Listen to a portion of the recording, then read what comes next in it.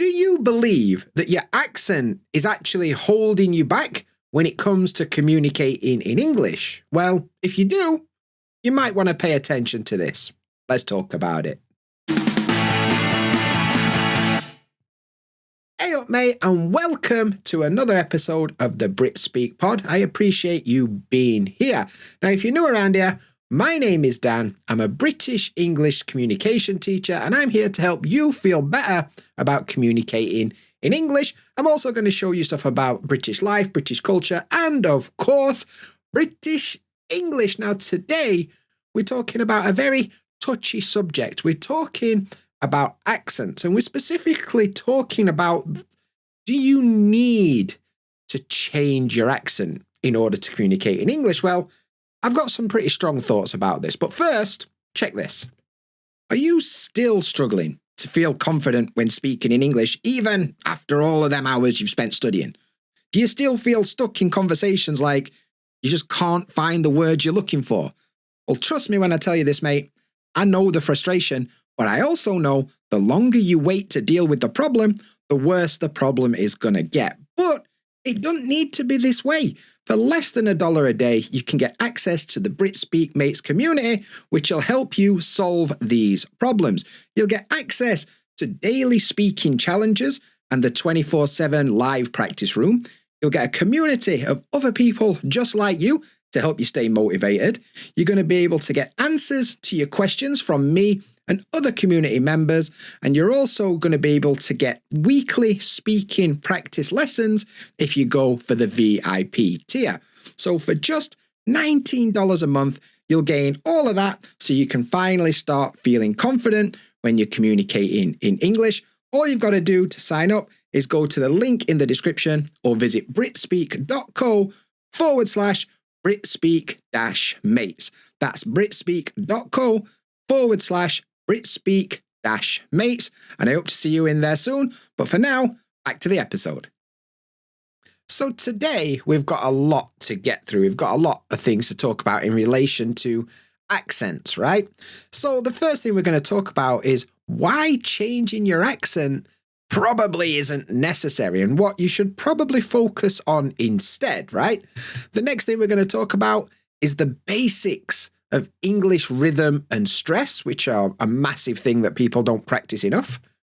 And we're also going to talk about the 5 hardest to understand UK accents. And I'm going to give you some tips of things you should pay attention to if you want to understand people with that kind of accent.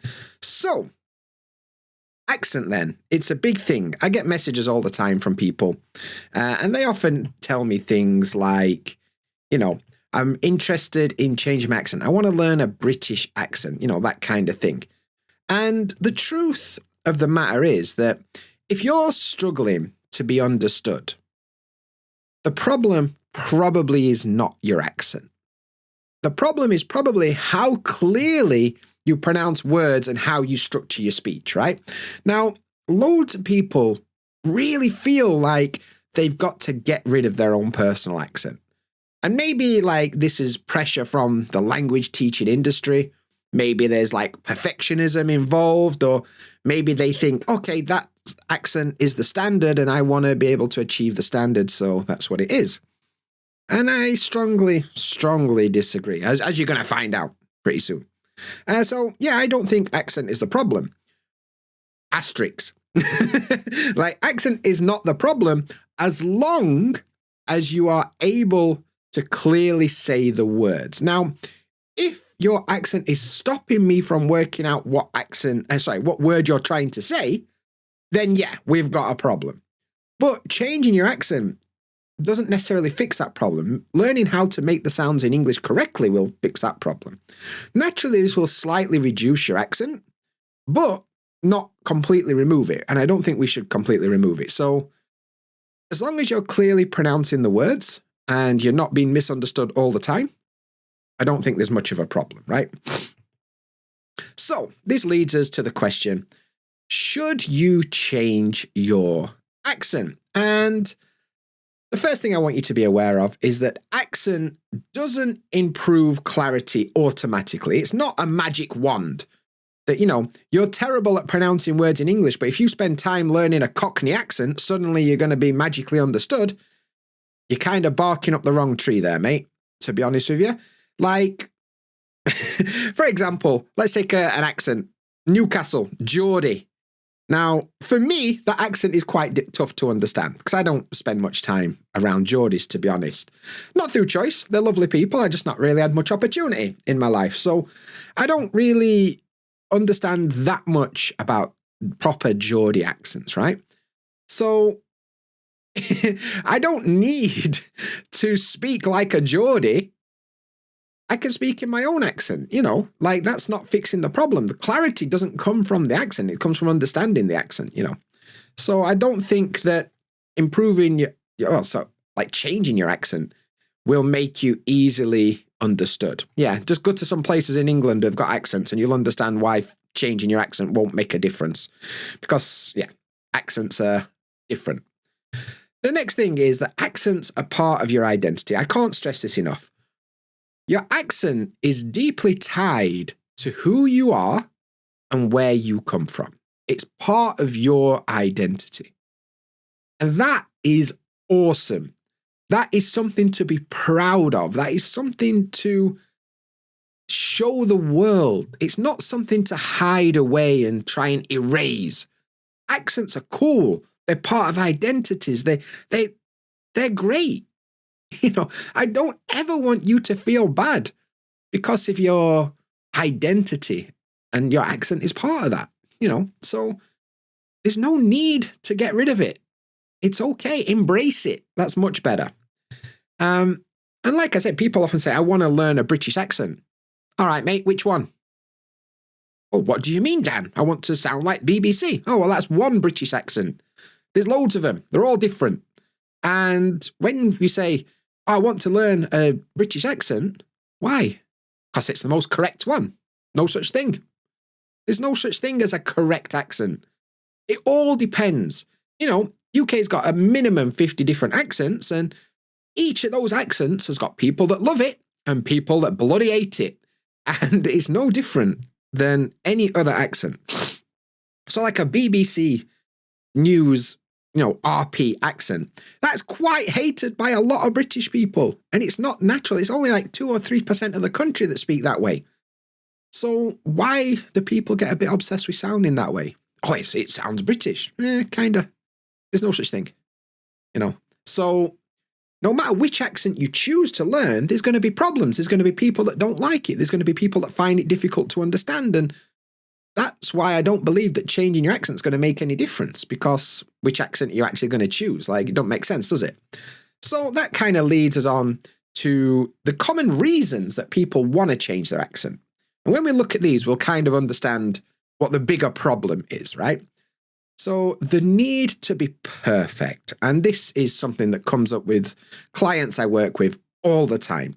Perfectionism, it destroys people's confidence. Coming from a recovering perfectionist, I understand. I mean, you would be shocked at the amount of effort I put into making content, and everything's got to be perfect. And I understand.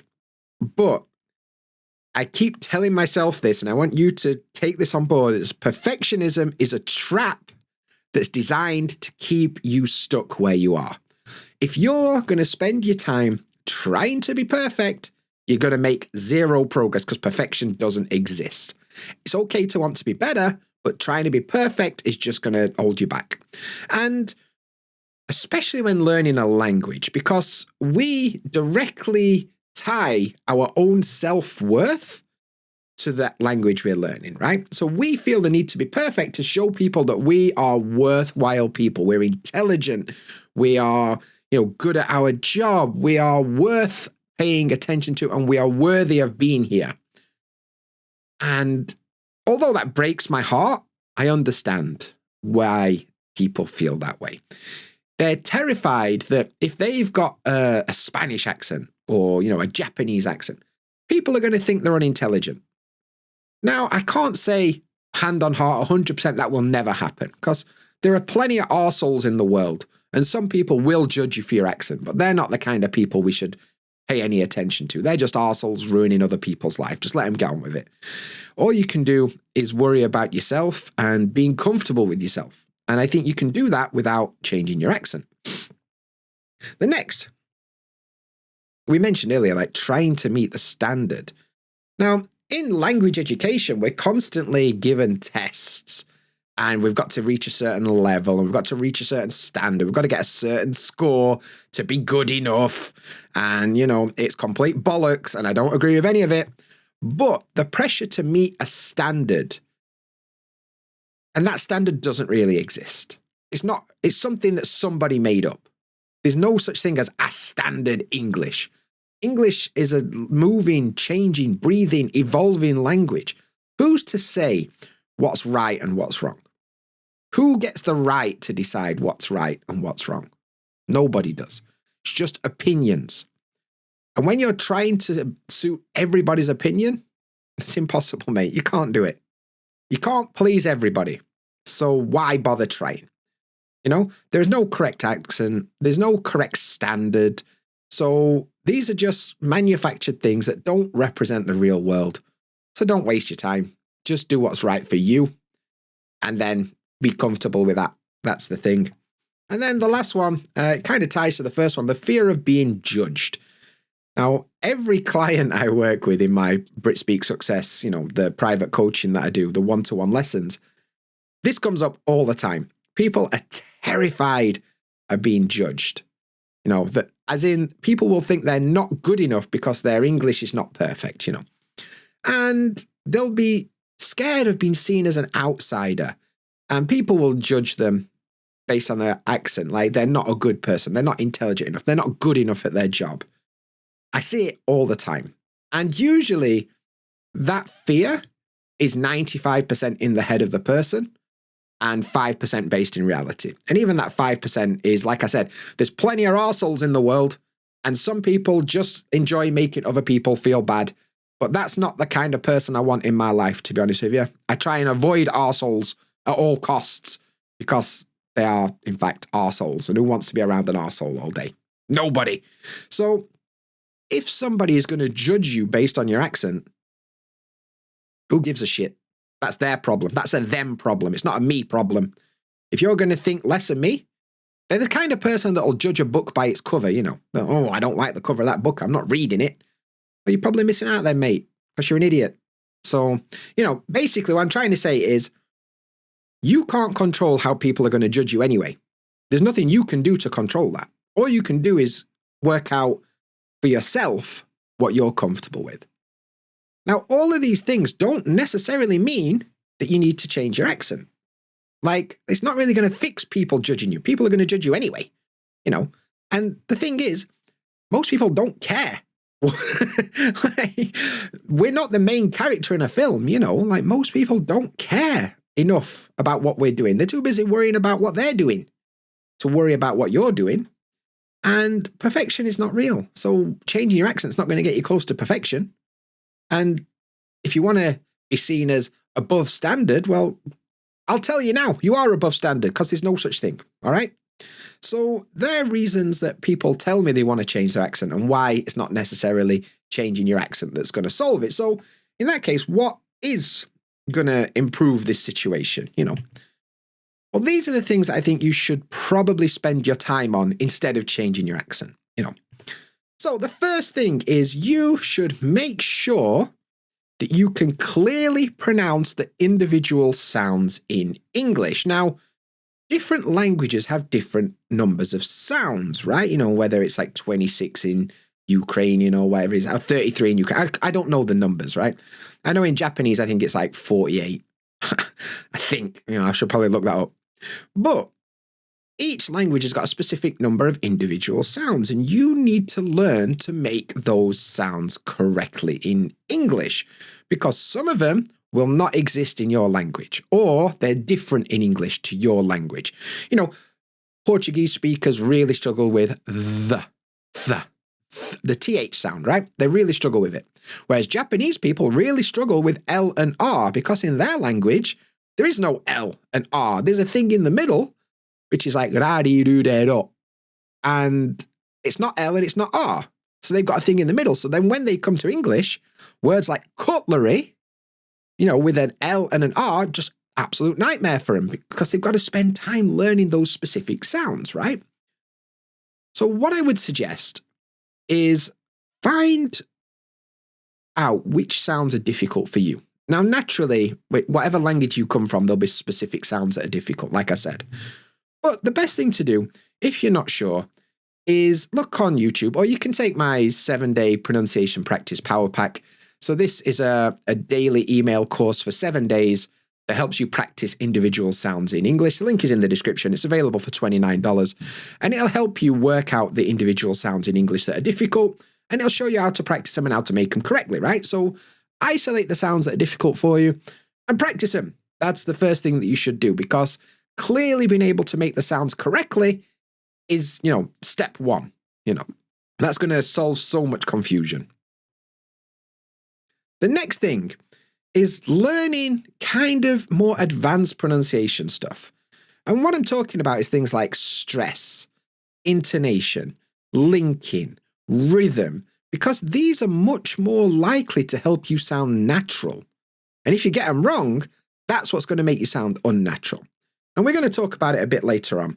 But learning these more advanced techniques is way more valuable than trying to learn a specific accent, because accent is just individual pronunciation of sounds usually. So yeah, I think spending time on that is probably going to be much more valuable for you. Understanding different accents you might encounter. Now, this is what I mean about learning an accent. When people say learn, they usually mean they want to speak with that specific accent, right? I don't think you should do that, but I do think you should learn specific accents, right? Now, like I said, in the UK, there's 50 different accents minimum, and they all sound a bit different. So if you spend your time learning BBC News English, you spend all your time listening to RP accents, and then you end up in Newcastle, good luck, mate, because you're going to need it, because nobody in Newcastle is going to sound like that. So learn the accent of the specific area that you're going to spend time in. And if you're not going to spend time in a specific area, don't waste your time learning different accents. Don't matter. But, if you're going to live in Birmingham, work out what a Birmingham accent sounds like. What do they do that's different? So that'll help you understand other people. Doesn't mean you need to sound that way. You don't need to do it yourself. I mean, if you really want to, you can.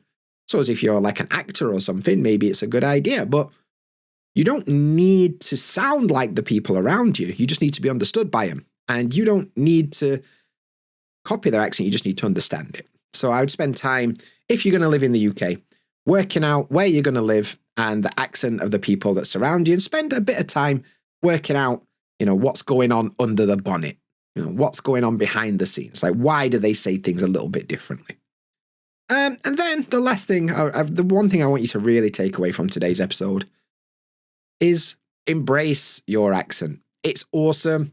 It's something to be proud of. It's not something to change. It's not something to erase. It's part of your identity, and that is cool. We don't want to get rid of it. We just want to be understood. So maybe you just need to tweak some of the pronunciation a little bit. And yeah, basically that's what I think in terms of, do you need to change your accent? Nah, not really. So yeah, that's the first topic for today's episode. Now, one thing I did mention in the previous section is that instead of spending time on fixing your accent, changing your accent, what you should probably do is spend a bit of time learning some techniques that will help you sound more natural. So one reason that you might sound robotic when speaking in English, it's not what you think. It's probably not your accent. It's probably not, unless you're, reading everything from ChatGPT or something. It's probably stress. And I don't mean stress as in anxiety, as in, everything's so stressful. What I mean is stress in language, right? So there's some things that we need to put the cards on the table and make sure are understood before we move forward. So stress is incredibly important in English. Now, English is a stress-timed language. This means not all words are given equal emphasis. Some words are given more emphasis than others, and which words we emphasize and put stress on will change the rhythm of how we speak. The timing for our language is based on the stressed words, right? As if you come from a language like Japanese, which is more timed, or a syllable timed language, there's loads of them, where each individual sound is given equal time and equal emphasis. If you look at Japanese, you get arigato, arigato. They're all kind of equal timed, right? That's more timed. And then, lots of languages are syllable timed, where the syllable will dictate where the rhythm is, right? But English is not this way. English is not syllable timed, not more timed, it's stress timed. And you need to understand this concept if you want to sound more natural, which is why syllable-based languages or more timed languages sound like a machine gun, because everything's like equal and whereas English doesn't really do that. It kind of goes up and it's got different timing and different words get stressed in different sentences, and it's much more sing-song, not Sorry about my terrible machine gun. When I was a kid on the playground, like thinking I was Action Man or something. Anyway, so English is a stress time language. That's very, very important to understand. Okay. And if you don't use stress correctly in English, it makes you sound a bit weird, to be honest. So we need to understand that. And one thing you'll notice about native speakers is we love linking sounds together. We don't say each word individually and then hope that people will understand what we are saying. What we actually do is mash words together and they kind of flow nicely, And that's one of the things that people get wrong about English, is they're not really sure how to push words together. And understanding stress will teach you how to link words together, okay? So that's really important, because without understanding the rhythm, you can't do it. My cat is outside. And the other thing is rhythm and stress and intonation can completely change the meaning of what we're trying to say. Like, depending on which words we want, depending on which words we want to say and which message we want to imply, we can do that just by emphasizing different words. And if you get this wrong, you can imply a meaning that you didn't really intend, And that I think that's really, really important. Now, the next thing that is really important here is that there are common problems that people are not aware of. One thing they'll do is they'll stress the wrong words. They often don't know which words are supposed to be stressed, and they just kind of guess. They don't really know the rules, so they just guess based on their experience and what they think will sound good. And this means that emphasis can be put in the wrong places. It can feel a bit random. And like I said, if you emphasize the wrong words, sometimes you can confuse people. So stressing the wrong words is a really common problem from English learners. The other thing that people don't do is they don't use weak forms, right? In English, unstressed words often have slightly different pronunciation. So understanding that there's different pronunciation changes how we link words together. And you get this when people will pronounce every single word kind of stressed. I am going to the shop. I'm gonna shop. See how different that is? I'm gonna the shop. I'm gonna shop. And I can only do that with weak forms and contractions. And if you're not using those kind of things, then you're going to sound a bit robotic, okay? And yeah, misunderstandings from stressing the wrong word. I'll give you an example a bit later on of how the stress can change the meaning. And it can sometimes be more about how you say something rather than what you actually say. Especially in British English, we'll have to talk about British English indirectness at some point, where the words are not really the meaning. The meaning is how it's said and who said it. So we'll talk about that later. But these are some common problems that arise from not understanding stress in English. Now, I'm going to do my best to kind of explain stress to you today. So this is what you should do. First of all, you're going to want to learn the rules, right? There are rules for this that are generally not like a lot of rules in English which don't make much sense and half the stuff doesn't follow it.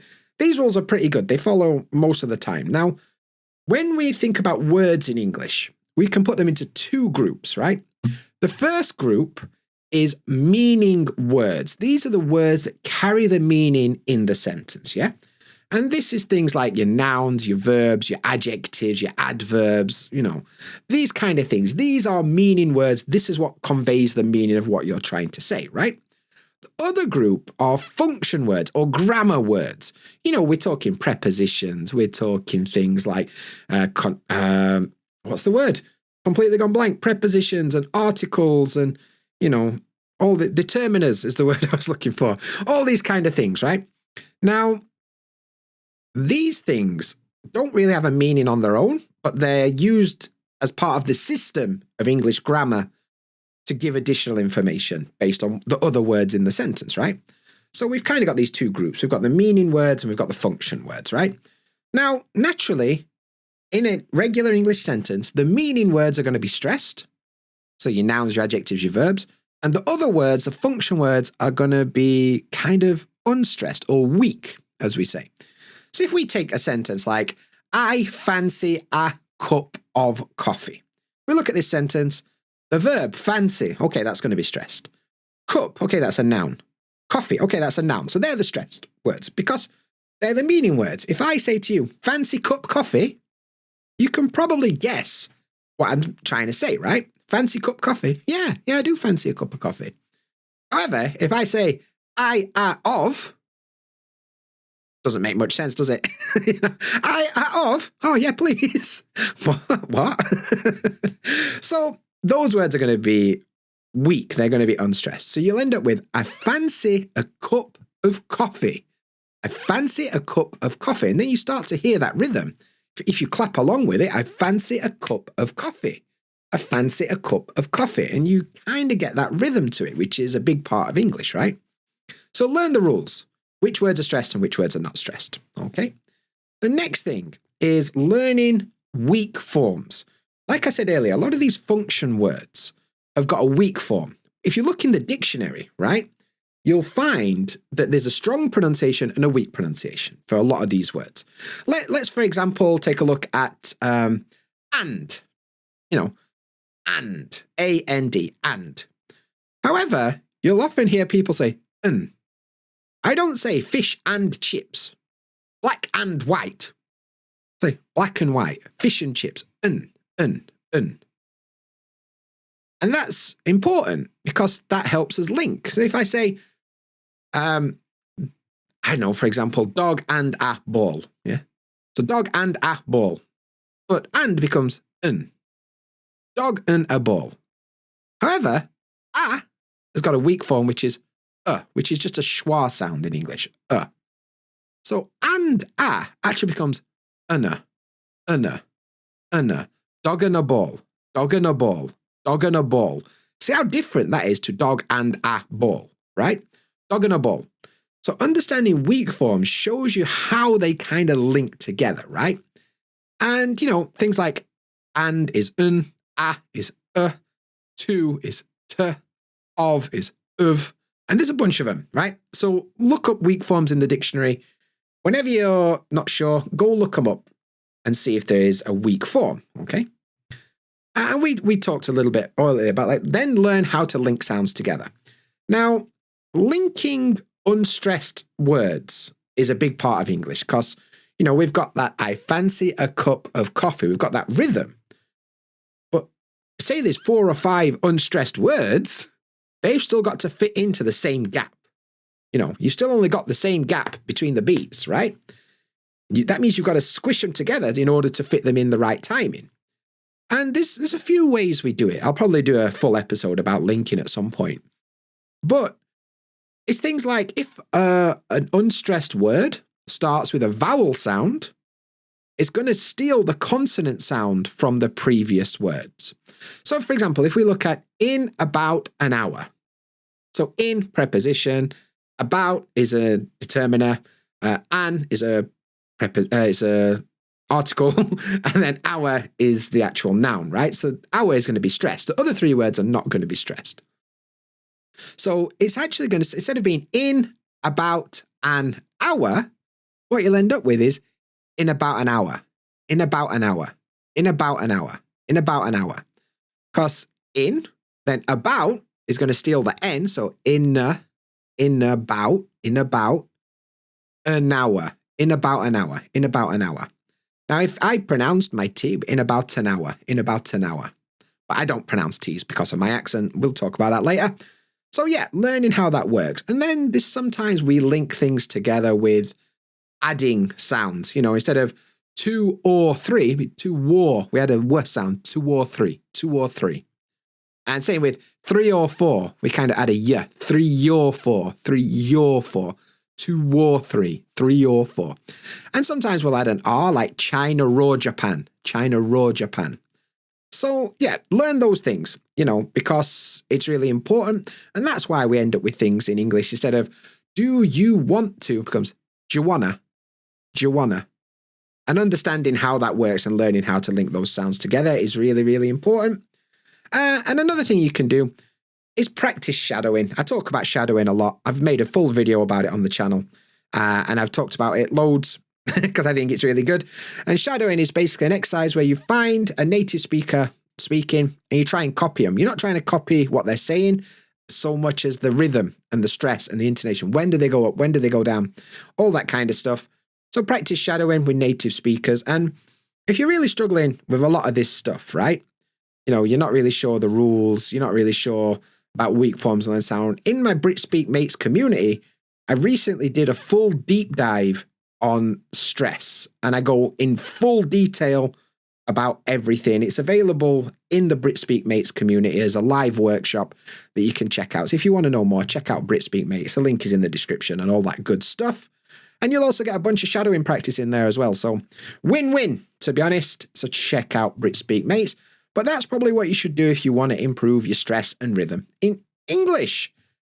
Okay, so next up then, we're going to talk a little bit about British accents because a lot of people enjoy British accents, and some of them are bloody difficult, let's be honest. Some of British accents are pretty difficult.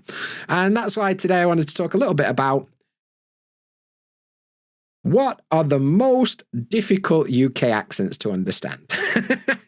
And this is going to be a bit controversial because it's opinion-based, From what it's not my own personal experience. It's kind of a general theme of what people consider. And you may agree, you may disagree, I don't know.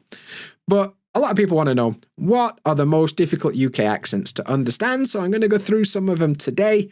And I'm also going to show you who some famous people are that have that accent. So if you want to go listen to people, you can look on YouTube for them talking in interviews or whatever. And I'm going to tell you a couple of things that you should pay attention to if people are using that accent. So let's look at number 1. It's the Brummie accent from Birmingham. So famous people from Birmingham that have got a Brummie accent. This guy, this is Jack Grealish. He's a professional football player. We've got this lad, Ozzy Osbourne. Maybe some of you metalheads, you Sabbath fans will know who that is. So Ozzy Osbourne is from Birmingham. And this is Alison Hammond. She was the presenter on a TV show called Great British Bake Off for a while. She's quite famous in the UK. And these are some famous Brummies, famous people from Birmingham. Now, unfortunately for you guys, I'm not very good at accents, but I'll try my best to highlight some of the things that they do. Now, things to listen out for with a Birmingham accent. First of all, is they have a lot of flat vowel sounds. So if we look at a word like price, we've got this diphthong, the I, price, ice, I. However, in a Birmingham accent, it's more like price. It's kind of drawn out, price, price, and it's kind of flat. You see what I mean? Like price. Yeah, that's one thing to watch out for. They've got a lot of elongated vowels as well. Vowels that are usually short can become quite long. Let's look at the I sound, as in I, me, I. So I. And like. It's kind of long. It's like flat and it's a bit weird. I'm not doing it justice. You'll have to listen to some of the famous people. But yeah, something you should watch out for. And the other thing about Birmingham, they've got this kind of what we call an upwards tilt, where it'll kind of go up a lot. It's kind of sing-songy. It kind of sounds like a song. It kind of goes up and down. You know? Oh, God, my accent. Like and subscribe. It's awful accent. I'm sorry. I can't do an accent, but you know, they'll go up and down quite a lot. And it sounds quite like a song, like someone's singing. So yeah, a Birmingham accent, a Brummie accent. It's a Brummie. Cool. Next up, Geordies. A Geordie accent from Newcastle. Now, famous people with this accent, we've got Cheryl Cole. Now, British people struggle to say her name, Cheryl Cole, without saying Cheryl Cole. Yeah, Cheryl Cole. She was in a pop band, Girls Aloud or something. She's quite famous. Alan Shearer, one of England's best strikers ever, and now he's a football TV pundit. Alan Shearer, proper Geordie. And this duo, Ant and Dec, they were famous TV. They did like Britain's Got Talent and all that kind of stuff. So Ant and Dec, some famous Geordies. Now, I'm going to really struggle to do a Geordie accent, but I'll try. They've got some unique vowel sounds that don't really get used outside of Newcastle. So instead of about, a boot, it sounds Canadian, doesn't it? A boot. And yeah, it's just something. Some of their vowel sounds are a bit different, basically. Their accent is non-rhotic, which means they don't pronounce the R after a vowel sound, especially at the end of words. So car becomes car, instead of car. Okay. And they speak very quickly. Like one of the stereotypes about Geordie accents is they speak incredibly quickly. And like a famous Geordie expression is, why I man, which means, yes, let's do it. Why I man, let's gan down the toon. Let's go down to the town. Let's gan down the toon. Sorry. If you're from Newcastle, I'm sorry. I'm trying my best. As I said, if you want to actually hear a real Newcastle accent, what you should probably do is go and find out some of those famous people on YouTube and listen to them speak. Next up, the Scouse accent from Liverpool. Scouser.